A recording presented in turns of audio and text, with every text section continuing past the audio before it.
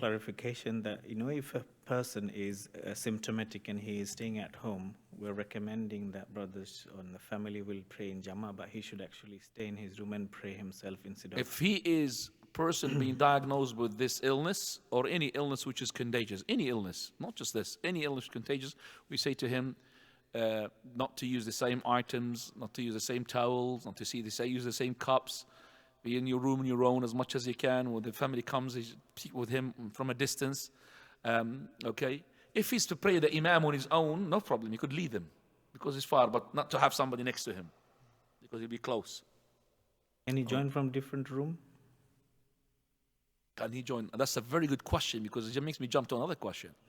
Let's say, for example, we have a Jumu'ah on the TV. Can we, for example, follow the imam for that Jumu'ah? Let's just say there's a Jumu'ah in whatever, here in this, let's say in one of the masajid, and it's on TV or live streaming. Can I just join that imam and do Jumu'ah from home? No. There's no such thing called Jumu'ah from home or Jumu'ah online. Okay, you have to have the actual imam to pray. And is this question regarding can he join from another room? No, he cannot. The Jama'ah has to be where he's behind the imam. There's no such thing, there's rooms behind him, between them or kitchen between them. Okay? Unless there is no space, that's something else.